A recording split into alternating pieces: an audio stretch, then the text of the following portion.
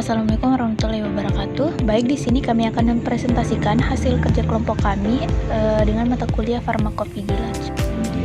Nah, sebelum masuk ke penjelasan sebelum itu, perkenalkan anggota kelompok 6. Yang pertama itu ada Ingrid Adila Hamzah, yang kedua itu ada Nabila Tri Ramadhani, yang ketiga itu ada Nur Aida, yang keempat itu ada Risma Ayu. Di sini ada studi kasus. Jadi telah diperiksa seorang laki-laki berinisial Tuan PR berusia 58 tahun dengan hipertensi yang baru memulai terapi captopril 25 mg 2 kali sehari.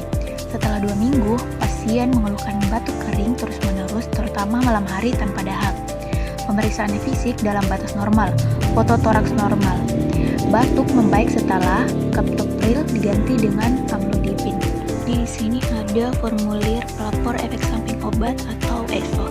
Jadi teman-teman boleh lihat di sini ada penderita, namanya itu Tuan PR, umur 58 tahun, suku Bugis, berat badannya itu 73 kg, pekerjaannya itu wirausaha. Jenis kelamin pria, penyakit utamanya itu adalah hipertensi. Kesudahan penyakit utama belum sembuh. Terus bentuk keluhan lain itu ada batuk ringan kering terus-menerus pada malam hari tanpa dahak. Terus tanggal mula terjadinya itu kurang lebih 2 minggu setelah penggunaan captopril. Terus nama obatnya itu adalah captopril, bentuk sediaan itu tablet, termasuk obat JKN, termasuk juga obat yang dicurigai. Terus cara penggunaannya itu dengan oral, tulisnya itu 25 mg per hari. Tanggal bulannya itu 26 bulan 2 2026. Tanggal akhir penggunaan itu tanggal 4 bulan 3 2026. Indikasi penggunaannya itu pneumonia. Pada slide ini ditampilkan analisis kausalitas menggunakan algoritma Naranjo. Algoritma Naranjo digunakan untuk menilai apakah suatu efek samping benar-benar disebabkan oleh obat yang digunakan.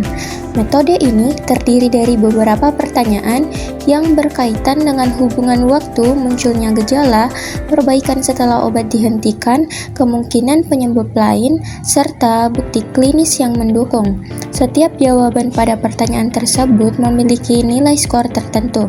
Kemudian, skor tersebut dijumlahkan untuk menentukan kategori hubungan antara obat dan efek samping seperti definite, probable, possible, atau depthful. Penjelasan dari jawaban pada setiap pertanyaan tersebut akan dijelaskan pada slide berikutnya. Pada slide ini merupakan jawaban pada pertanyaan algoritma Naranjo. Yang pertama, batuk kering merupakan efek samping yang sudah banyak dilaporkan pada penggunaan ACE inhibitor seperti captopril sehingga mendukung adanya hubungan antara obat dan gejala.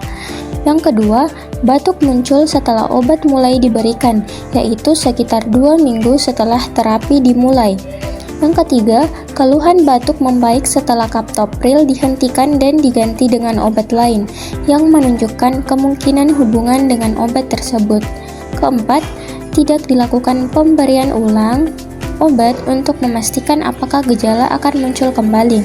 Kelima, tidak ditemukan penyebab lain yang dapat menjelaskan batuk, karena hasil pemeriksaan fisik dan foto toraks pasien menunjukkan hasil yang normal. Selanjutnya, yang keenam, tidak diketahui karena tidak dilakukan uji dengan placebo. Yang ketujuh, tidak dilakukan pemeriksaan kadar obat dalam darah. Yang kedelapan, tidak ada perubahan dosis untuk menilai hubungan dosis dan keparahan gejala. Yang kesembilan, tidak ada riwayat reaksi serupa sebelumnya yang disebutkan.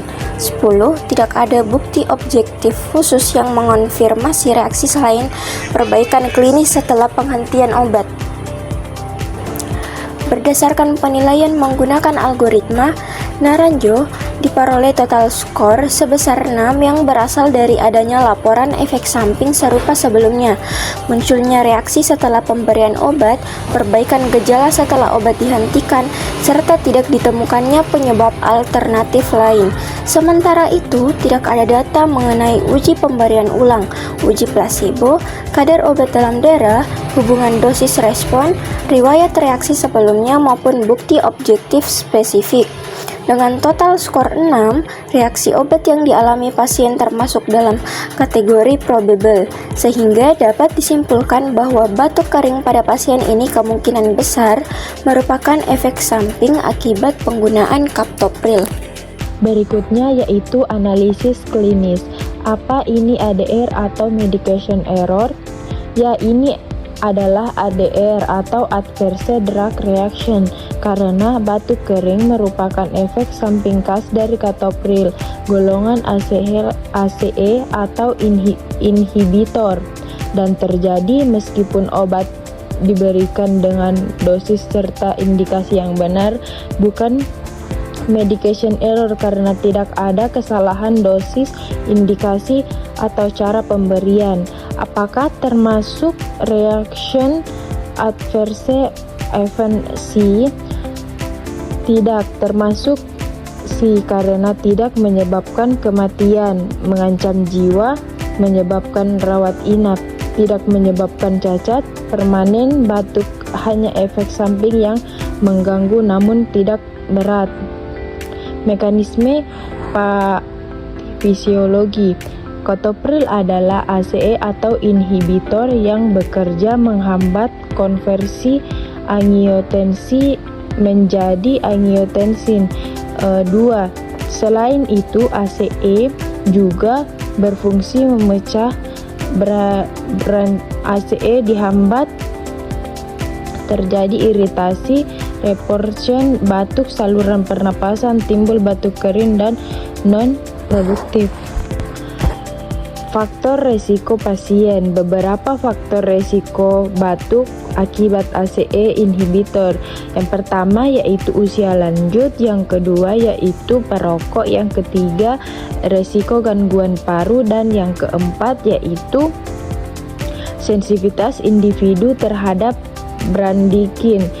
Dan yang kelima yaitu pada kasus ini usia kurang lebih 50 tahun meningkatkan resiko. Apakah ini bisa dicegah?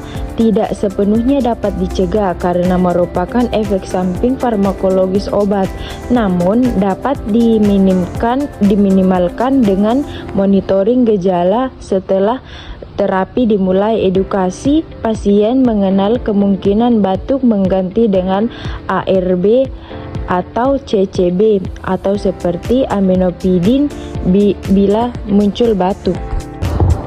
Rekomendasi tindak lanjut. Jadi, pada bagian rekomendasi tindak lanjut, terdapat beberapa hal yang perlu diperhatikan terkait efek samping yang dialami pasien. Yang pertama, mengenai apakah obat dihentikan atau diganti. Jadi, pada kasus ini, obat captopril dihentikan karena pasien mengalami batuk kering yang muncul sekitar 2 minggu setelah terapi dimulai. Batuk kering merupakan efek samping yang cukup umum dari golongan ACE inhibitor. Untuk tetap mengontrol tekanan darah pasien, terapi kemudian diganti dengan amlodipin yang termasuk golongan calcium channel blocker karena obat ini tidak menimbulkan efek batuk. Yang kedua, mengenai monitoring. Jadi, monitoring khusus sebenarnya tidak diperlukan untuk batuk akibat ACE inhibitor karena gejala biasanya akan membaik dalam waktu sekitar 1-4 minggu setelah obat dihentikan. Namun, tekanan darah pasien tetap perlu dipantau secara berkala untuk memastikan bahwa hipertensi tetap terkontrol setelah pergantian obat. Nah, kesimpulan, berdasarkan analisis menggunakan algoritma Naranjo, batuk kering pada pasien Tuan PR kemungkinan besar merupakan adverse drug reaction atau ADR akibat penggunaan captopril dengan skor 6, kategori probable.